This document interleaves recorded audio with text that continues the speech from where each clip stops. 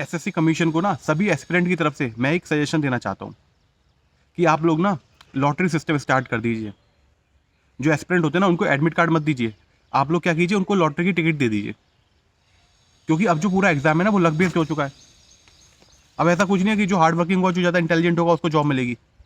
अब तो ये इस बेसिस पे आ गया ना कि नॉर्मलाइजेशन ऑफ मार्क्स किसके कितने बढ़ेंगे, कौन सी शिफ्ट में उसके जो है एडमिट कार्ड में डेट लिखी हुई है, जिस शिफ्ट में जाके वो एग्जाम देगा उस पर जाके सिलेक्शन होगा।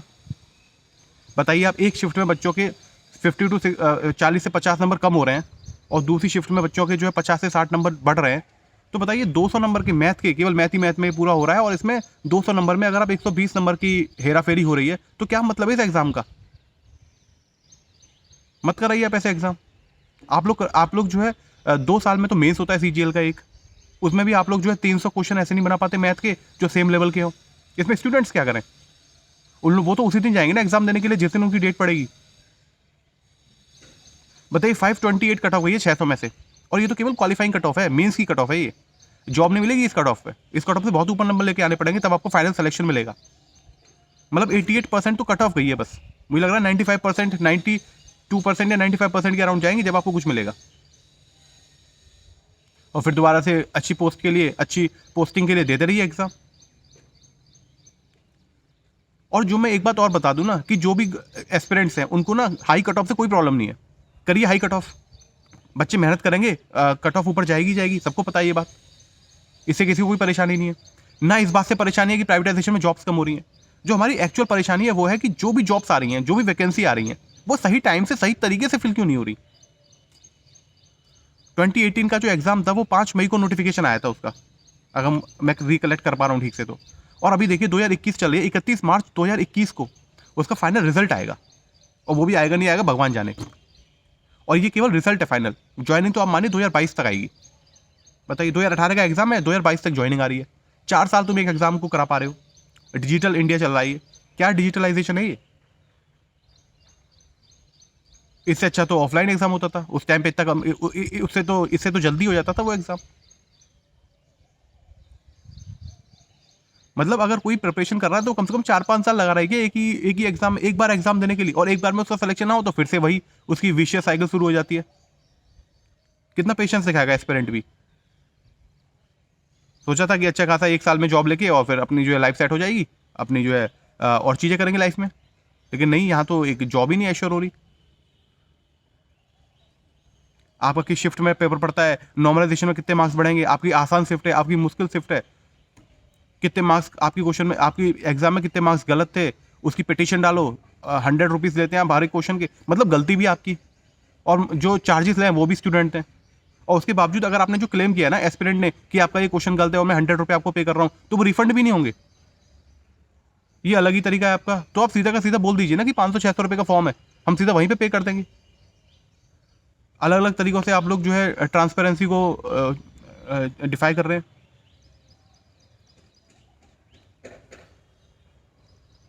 मतलब इतना इतना ज़्यादा ये इशू है, मुझे समझ में नहीं आता कि ये नेशनल लेवल की कमीशन है। बताइए, नेशनल लेवल के एग्जाम में ये इस तरीके से कंडक्ट करते हैं एग्जाम, और फिर बोलते हैं कि बाकी कमीशन आके हमसे पूछते हैं कि आप कैसे एग्जाम करा लेते हैं। मतलब आप ये बोल भी कैसे सकते हो। बताइए पिछले 4 साल में, 5 साल में कितने लोगों की ज्वाइनिंग दे दी आपने, कितने एग्जाम क्लियर कर दिया आपने ज्वाइनिंग देके। अब देखिए 2019 का भी टीयर 3 का रिजल्ट नहीं आया, फाइनल वो भी नहीं आया, और अब 2020 का एग्जाम हो जाएगा, प्री हो जाएगा। 2018 का अभी तक फाइनल रिजल्ट नहीं आया, लेकिन 2019 का पूरा प्रोसेस चल रहा है। तो बच्चे तो बार बार एग्जाम देंगे ही ना, जब उनके हाथ में कोई जॉब नहीं होगी तो उनके पास क्या ऑप्शन है। आप लोग क्यों किसी एक एग्जाम को कंप्लीट नहीं कराते, उसके बाद नेक्स्ट एग्जाम स्टार्ट करते। वो जो एक एस्पिरेंट होता है वो पहले वाले एग्जाम में जो जॉब मिलती है उसको छोड़ के वो नेक्स्ट जॉब ले लेता है। होगी ना वो वैकेंसी खाली, वेटिंग लिस्ट आप लाते नहीं है, पता नहीं वेटिंग लिस्ट क्यों नहीं लाते। जितने भी लोग जॉब छोड़ते हैं या फिर जो डॉक्यूमेंट वेरिफिकेशन के बाद ज्वाइनिंग नहीं करते, कम से कम जो उनकी जो वैकेंसीज हैं जो खाली रह जाती हैं, वहाँ पर वो एस्पिरेंट तो जाए जो डिजर्व करता है।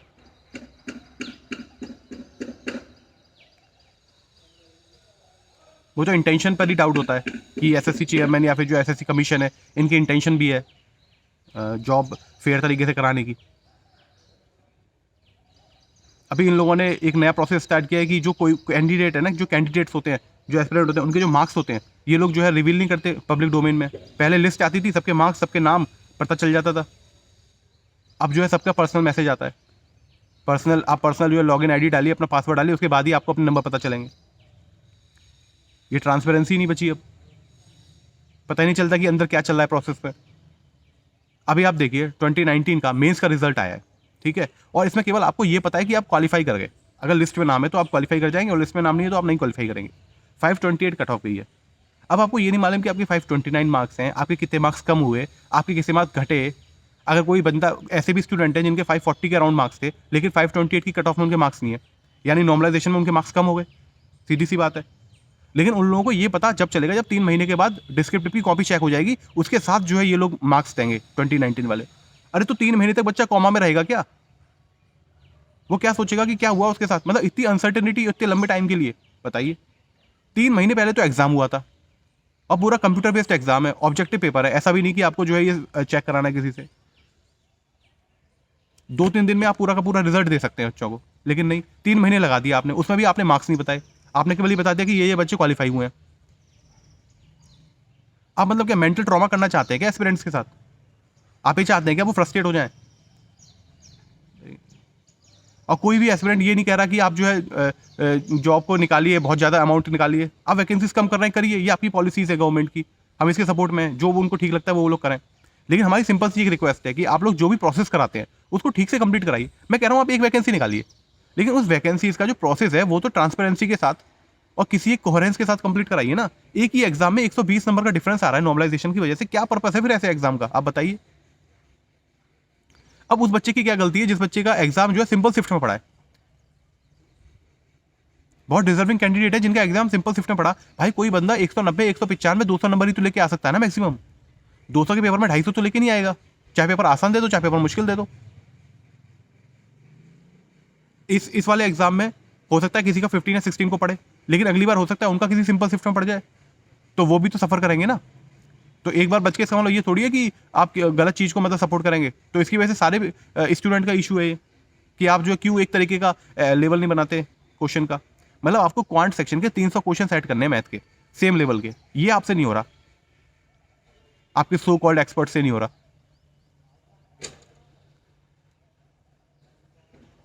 मतलब यहाँ पे पूरा लाइफ स्टेक पे लगी हुई है एस्पिरेंट्स की। वो जो है बिल्कुल सोशल कोई लाइफ नहीं है उनकी। रिलेटिव्स, फैमिलीज, फंक्शंस, कहीं पे नहीं जाते वो लोग। और आप लोगों को कोई वैल्यू नहीं है उनके टाइम की। 4-4 साल में आप वैकेंसी नहीं क्लियर कर पा रहे हैं।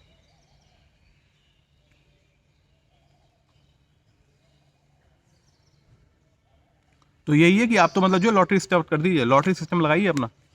कम से कम किसी बच्चे को ये तो नहीं रहेगी कि मैं मेहनत करूंगा तो मेरा सिलेक्शन हो जाएगा। सिंपल सा वो अपनी लॉटरी की पर्ची खरीदेगा, और आगे नंबर तो ठीक है, किस्मत के भरोसे है, और वरना तो वो कर ही रहा है अपना काम। यहाँ पे क्या है, आप टीयर 1 लेंगे, टीयर 1 में आप जो है घसीटेंगे उसको, फिर वहाँ पे नॉर्मलाइजेशन होगा, पता नहीं किसके कितने मार्क्स बढ़ेंगे, कुछ पता ही नहीं चलता। फिर टीयर 2 के बाद आप जो मेंस लेंगे, मैथ का और इंग्लिश का अलग अलग। फिर उसके बाद आप जो टीयर 3 लेंगे, टीयर 3 की कॉपी आएंगी 4-5 महीने में चेक हो गए। उसके बाद जाके आप कहीं CPT लेंगे, टाइपिंग लेंगे। उसके बाद जाके आप फाइनल मेरिट निकालेंगे। उस फाइनल मेरिट के बाद आपका मेडिकल होगा, फिजिकल होगा जिन पोस्ट के लिए, उसके बाद जाके ज्वाइनिंग आएगी बच्चों की कहीं। अरे भाई ऐसा तो यूपीएससी में भी नहीं होता। यूपीएससी का जो एग्जाम है उसमें भी इतने टीयर नहीं होते। तो मतलब क्या कोहिनूर ढूंढ रहे हो क्या आप? बताइए, इतने टीयर आपने लगाए हुए। सिंपल सा ये नहीं है 1 या 2 लेवल का एग्जाम बनाएं और उसमें जो कैंडिडेट सेलेक्टेड है उनको जॉब दे दें। इतना लंबा प्रोसेस बनाया हुआ है आपने। इस प्रोसेस को थोड़ा सा कॉम्प्रिहेंड ठीक तरीके से करना है, कोहेरेंट तरीके से बनाए, जिससे कि एक मिनिमम टाइम में कम से कम सिलेक्शन तो हो पाए बच्चे का। मोदी जी ने बोला है कि 6 महीने में नोटिफिकेशन के साथ आपकी ज्वाइनिंग आ जानी चाहिए। पता है यहाँ पे 4 साल में भी पॉसिबल नहीं हो रहा है। डिजिटल इंडिया है और यहाँ पे देखिए 4 साल लग जा रही है। क्या फिर फायदा ऑनलाइन एग्जाम का? इससे अच्छा तो हमारा कि एग्जाम जो हमारा ऑफलाइन ही होता।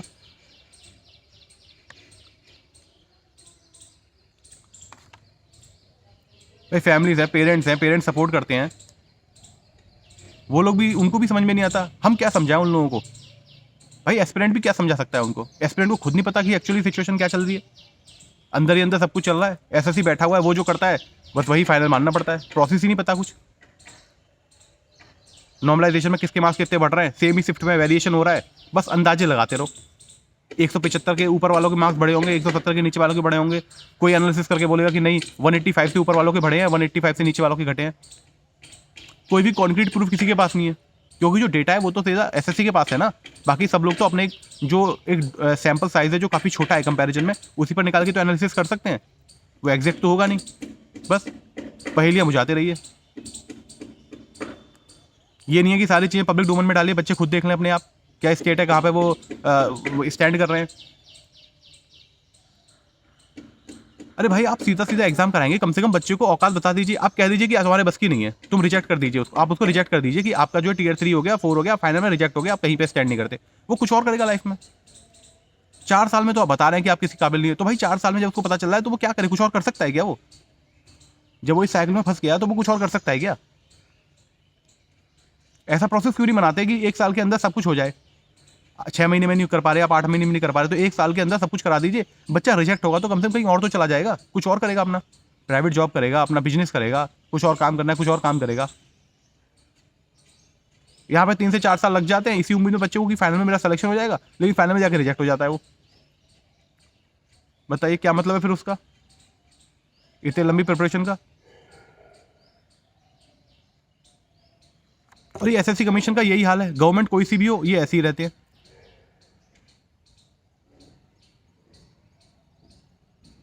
पता नहीं इन लोगों को इंटेंशन भी है, इनका मन भी है जॉब्स प्रोवाइड कराने का कि नहीं है। मतलब जब रिजल्ट आता है ना, अभी भी जब कल रिजल्ट आया तो क्लूलेस है सब, मतलब सबके होश उड़े हुए हैं, किसी को पता ही नहीं है कि क्या हुआ है ये। और ये हमेशा होता है, ऐसा नहीं कि इसी बार हुआ है। एसएससी के एग्जाम्स में मैं सीजीएल को फॉलो करता हूँ तो मुझे इतना मालूम है कि कोई भी नहीं बता पाता कि क्या होने वाला है इस रिजल्ट में, क्या होगा, अनुमान भी लगाना बड़ा मुश्किल हो जाता है। कितने भी मार्क्स बढ़ रहे हैं किसी के, कितने भी मार्क्स कम हो रहे हैं किसी के, 50-50 60-60 नंबर कम हो रहे हैं किसी के। अरे भाई तो तुम ऐसा एग्जाम देते ही क्यों हो, ऐसा पेपर बनाते ही क्यों हो कि बच्चे के इतने नंबर कम हो जाएं? एक लेवल पे क्यों नहीं रखते बच्चों को? बच्चों के अंदर तुम जो है लड़ाई झगड़ा स्टार्ट करवा देते हो, पार्शियलिटी करते हो, डिवाइड एंड रूल का तुमने बनाया हुआ है।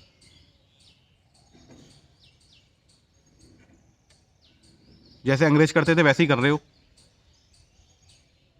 तो आपको इस बात का मतलब कुछ तो अपने अंदर वो दिखाओ ना कि इंटेंशन है आप लोगों की, कुछ तो प्रोसेस अपना इंप्रूव करो। अब बताइए जो नए एस्पिरेंट है वो क्या सोच के आएंगे यहाँ पे? अभी ये जो कट ऑफ देखी है, आपको क्या लगता है कि नए एस्पिरेंट इससे बहुत ज़्यादा मोटिवेट होंगे? 88% कट ऑफ गई है, बस 88% कट ऑफ। ये बोर्ड के एग्जाम चल रहे हैं क्या?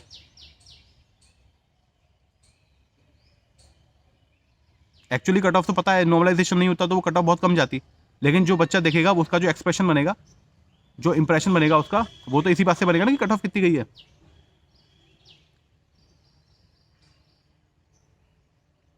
हर बार का यही इशू हो जाता है कुछ ना कुछ। लेकिन हम ये मत सोचिए कि इसमें ना, ये जो पूरा सिनेरियो, इसमें ना एस्पिरेंट फेल नहीं हो रहा, इसमें कमीशन फेल हो रही है। आप लोग फेल हो रहे हैं एक फेयर प्रोसेस कराने में।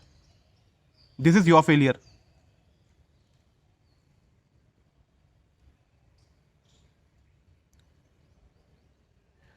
एस्पिरेंट्स के अंदर तो है नेवर गिव अप एटीट्यूड, आ चुका है उसके अंदर, नेवर गिव अप, क्योंकि इतना है ही ना, यहाँ पे दलदल बनाया हुआ है ना बिल्कुल। बस लगे हुए हैं सिलेक्शन के लिए, तैयारी करे जा रहे हैं। भाई 195 टू 190 185 लेके भी आप जो है अगर कट ऑफ से बाहर हो जा रहे हैं तो फिर क्या फ़ायदा ऐसे एग्ज़ाम कराने का? लक बेस ही करा दो ना सीधा, या फिर बोल दो सीधा 35 लाख दो, 40 लाख दो, ये सीट ले जाओ। कम से कम बच्चा आएगा तो नहीं ना, टाइम तो नहीं वेस्ट होगा ना उसका, जिसके पास पैसे हैं सीधे वो आ जाएगा और ले जाएगा जॉब। बाकी लोग जो नहीं अफोर्ड कर सकते वो अपना कुछ और करेंगे। खिचड़ी बनाई हुई है, पता नहीं क्या चल रहा है सिस्टम के अंदर, किसी को पता ही नहीं चलता। बस इस एज के हमारी इतनी इंपॉर्टेंट टाइम है, प्राइम होता है आपकी एज का, और उसमें आप जो है इन सब चीज़ों में फंसे हुए हैं। बताइए क्या मेंटल वो होगा स्टूडेंट का, जो एस्पिरेंट है उसका मेंटल स्टेटस क्या होगा? अंदाजा है आप लोगों को? सोसाइटी तो अल्टीमेटली आपको इसी बात पे जज करेगी ना कि आपके पास जॉब है कि नहीं है। किसी को घंटा फर्क नहीं पड़ता कि आप कितने इंटेलिजेंट है, आप कितने लेबोरियस है, क्या आईक्यू है आपका, क्या इंटेलिजेंस है आपकी। जिन लोगों की जॉब लग जाती है उन लोगों को ये लगता है कि जिन लोगों की जॉब नहीं लगी वो डिजर्विंग नहीं है।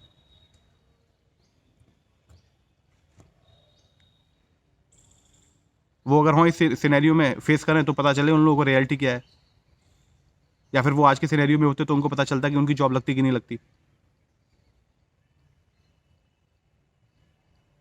Once they are in that condition ना, तो कोई भी सुनना नहीं चाहता कुछ भी। बस यहाँ पे प्रॉब्लम हो रही है एस्पिरेंट को, जो दिन रात बेचारा पढ़ रहा है, लगा हुआ है अपना, 100% दिए जा रहा है, 110% दिए जा रहा है। अपनी लिमिट्स को वो कब क्रॉस कर चुका है पढ़ाई की, घंटे वगैरह देखता ही नहीं है, वो पढ़ता है, अपना मेहनत करता है, लेकिन अल्टीमेटली क्या मिल रहा है उसको। तो इस तरीके से तो आप तो मतलब जो मॉरल्स होते हैं हमारे, उनको ही वो कर देते हैं ना, चैलेंज कर रहे हैं कि भाई मेहनत करने से कुछ होगा नहीं।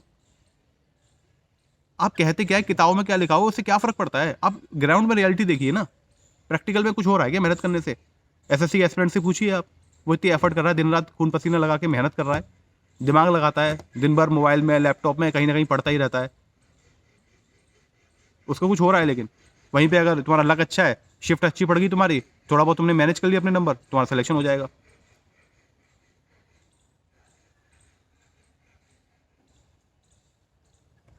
Action speak louder than words ना। तो कहावतें क्या है, क्या कहा गया है, क्या कहानियां गढ़ी गई हैं, उससे कोई फर्क नहीं पड़ता। एक्चुअली भी ग्राउंड रियलिटी क्या चल रही है वो इम्पैक्ट डालती है ना दिमाग पर।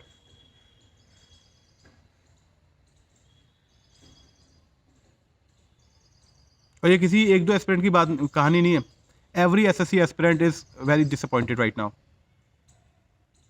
बहुत ही ग्लूमी सिचुएशन है ना। आप खुद ही इमेजिन कीजिए ना कि आप जिस एग्जाम के लिए प्रिपरेशन कर रहे हैं उसी एग्जाम में एकदम कट ऑफ, मतलब आप ये देखिए कि पिछली बार जो कट ऑफ थी ना वो 433 गई थी। मेंस के बाद जो कट ऑफ जाती है 2018 की जो गई थी वो 433 मार्क्स थी, और इस वक्त वो जो कट ऑफ गई है वो 528 गई है। समझ रहे हैं आप, मतलब 95 मार्क्स का ह्यूज जंप है एक। इससे कोई एक्सप्लेनेशन नहीं है किसी के पास। वो केवल इसीलिए हुआ है क्योंकि जो शिफ्ट थी ना वो एबनॉर्मल उनका डिफिकल्टी लेवल था। उनके अंदर जो डिफिकल्टी लेवल का जो डिफरेंस है लेवल में वो बहुत ज़्यादा है। और एक्चुअली में अगर आप जैसे नॉर्मलाइजेशन भी देखेंगे ना, तो नॉर्मलाइजेशन भी फॉर्मूला है ना, और आपको पता है कोई भी जो फॉर्मूला होता है वो किसी सर्टेन कंडीशन के लिए वैलिड होता है। और नॉर्मलाइजेशन के फॉर्मूले में भी ये कहीं ना कहीं होगा कि अगर एक कंपेरेबल लेवल होता है ना किसी शिफ्ट का, तभी जाके वो जो है इम्पैक्ट कर पाएगा, वो सही तरीके से रिजल्ट दे पाएगा। लेकिन यहाँ पे तो बहुत ज़्यादा डिफरेंस है ना, दिन और रात के बराबर डिफरेंस है शिफ्ट के अंदर। इसमें सफ़र वो करेंगे जो सिंपल शिफ्ट में पड़ गए, डिजर्विंग कैंडिडेट्स हैं, वो लोग रेस से आउट हो गए।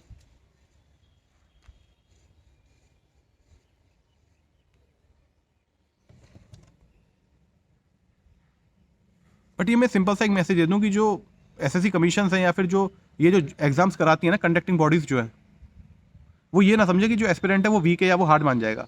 नेवर गिविंग अप एटीट्यूड है, वो लड़ेगा जरूर और वो जॉब भी लेकर रहेगा। बट जो उसका इंपॉर्टेंट टाइम चला गया ना, उसकी भरपाई कौन करेगा, कौन कंपनसेशन देगा उसको, कि वो इस टाइम में और भी बहुत कुछ कर सकता था। जॉब तो वो ले लेगा आज, नहीं तो कल वो लेके ही रहेगा, क्योंकि आप लोगों ने उसके लिए इतनी ग्रिम सिचुएशन बना दी है ना कि नेवर गिविंग अप एटीट्यूड या फाइटिंग स्पिरिट तो उसकी मजबूरी है, उसके पास कोई ऑप्शन नहीं है ना। Quitting is not an option for him, मजबूरी है उसको, उसे करना ही पड़ेगा। तो वो तो उसका एटीट्यूड है, तो वो नौकरी तो वो लेकर रहेगा, हार मानने वाला तो वो है नहीं। लेकिन उसका कंपनसेशन कौन करेगा जो उसका इतना इंपॉर्टेंट टाइम चला जा रहा है। इस एज में वो क्या कुछ नहीं कर सकता था। अगर वो किसी और वेंचर में होता, किसी बिजनेस में होता, किसी कॉर्पोरेट सेक्टर में होता, तो अच्छी खासी जॉब होती है उसकी, अच्छी खासी सैलरी ले रहा होता वो। लेकिन वो एक सर्विस करना चाहता है, गवर्नमेंट जॉब में आना चाहता है, जो सिस्टम है उसका पार्ट बनना चाहता है, तो उसके लिए ये कॉस्ट उसको पे करनी पड़ रही है, ये प्राइस उसको देना पड़ रहा है, and that's too much and you can not justify it.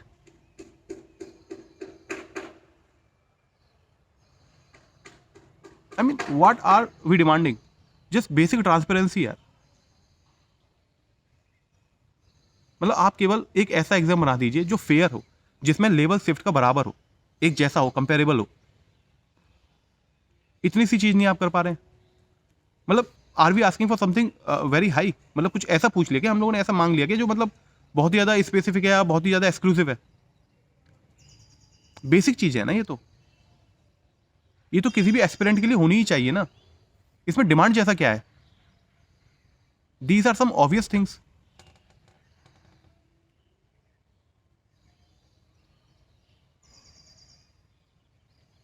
मतलब लेकिन सिचुएशन ऐसी कर दिया ना आप लोगों ने कि जो बेसिक चीज भी डिमांड करेगा ना, वो भी ऐसा लगेगा कि पता नहीं इसने क्या मांग लिया हो, पता नहीं अपने लिए कोई पार्शियलिटी मांग रहा है, फेवर मांग रहा है किसी तरीके का।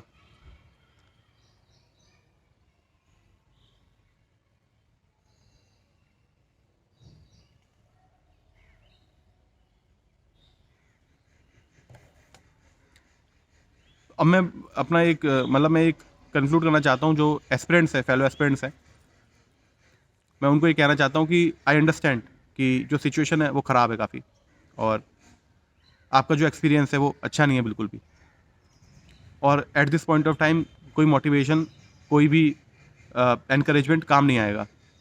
It will take time. पर आप थोड़ा सा सोच अपना रिलैक्स कीजिए 1-2 दिन, उसके बाद अपना डिसीजन अच्छे से सोच के लीजिए, क्योंकि बहुत सारे मैसेजेस देखता हूँ मैं, बहुत सारे लोग जो है कमेंट करके बोलते हैं कि जो है और भी साइट्स वगैरह पर कि आई एम क्विटिंग प्रिपरेशन और I don't want to prepare for SSC any more, और मैं प्राइवेट सेक्टर में जा रहा हूँ।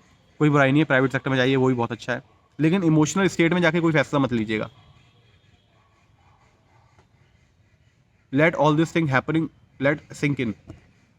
थोड़ा सा इसको स्टेबल होने दीजिए, आप इसको थोड़ा सा एनालाइज कर पाएँ, ऐसी स्टेट में आइए, जो भी शॉक की स्टेट है उससे थोड़ा बाहर निकलिए, तब जाके कोई फैसला लीजिएगा आप। और मुझे पूरी उम्मीद ही नहीं, मुझे पूरा भरोसा है आप पे कि आप लोग किसी भी सिनेरियो में और किसी भी सेक्टर में जाएंगे ना, और किसी भी कंडीशन में आप एक बेहतरीन सिटीजन बन के उभरेंगे और अपनी लाइफ में सक्सेसफुल रहेंगे। इस चीज़ की कोई दो राय नहीं है। और ऐसा भी नहीं कि केवल गवर्नमेंट जॉब करके ही आप सोसाइटी को सर्व कर सकते हैं या फिर एक रेस्पेक्ट पा सकते हैं सोसाइटी के अंदर। There are an number of ways. और आपने यहाँ से जो भी कुछ सीखा है वो कहीं ना कहीं आपको हेल्प जरूर करेगा। तो अगर आप कुछ और करना चाहते हैं तो वो कीजिए, और अगर आप, लेकिन आपकी जो मेहनत है और आपका जो एक्सपीरियंस है इस फील्ड में, वो जो है आपको कहीं ना कहीं यूज़ आएगा ही आएगा लाइफ के हर वॉक में। और लेकिन इमोशनल स्टेट में जाके ये फैसला मत लीजिएगा। आपने अगर मेहनत की है और आपको लगता है कि आप नेक्स्ट अटैम्प्ट में क्लियर कर सकते हैं, तो थोड़ा सा पॉज लेके, थोड़ा सा ब्रेक लेके, रिफ्रेश होके फिर से आइएगा और अटैकिंग मोड में आइएगा, फिर से अटैम्प्ट कीजिएगा, मेहनत कीजिएगा।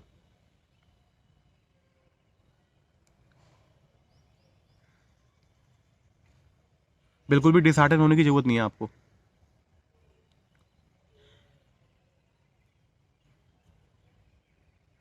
देखिए, आप जब आए थे इस प्रिपरेशन में तो आपको पता था ना कि करप्शन होता है, कंपटीशन कट थ्रोट है, इरेगुलरिटीज है एग्जाम के अंदर, आप लोग ये जानते हुए आए थे। तो आपको डिस्पाइट ऑल दीज चैलेंजेस आपको जॉब चाहिए थी ना, तो आप बिल्कुल भी डिसहार्टन ना हो, आप करें प्रिपरेशन। आपकी जो सिचुएशन है, फैमिली कंडीशंस हैं, फाइनेंशियल कंडीशंस है, अगर वो आपके सपोर्ट में तो आप प्रिपरेशन कर लीजिए। अगर आपको लगता है कि आप जो है काफ़ी बॉर्डर पर है तो आप छोड़ के मत जाइए। इसके अलावा अगर आपको लगता है फाइनेंशियल सिचुएशन वगैरह ठीक नहीं है तो आप पार्ट टाइम जॉब भी कर सकते हैं। जैसी भी आपकी सिचुएशन हो उस हिसाब से आप अपना फैसला लीजिए। और अगर आप चाहते हैं कि ये जो मैसेज है ये लोगों तक जाए, और जो एक प्लाइट है एसएससी एस्पिरेंट की वो लोगों को समझ में आए कि जो यूथ है वो किस चीज़ से जा रहा है, क्या मतलब स्ट्रगल है उसकी लाइफ का, वो समझ में आए लोगों को, तो इस वीडियो को शेयर कीजिएगा।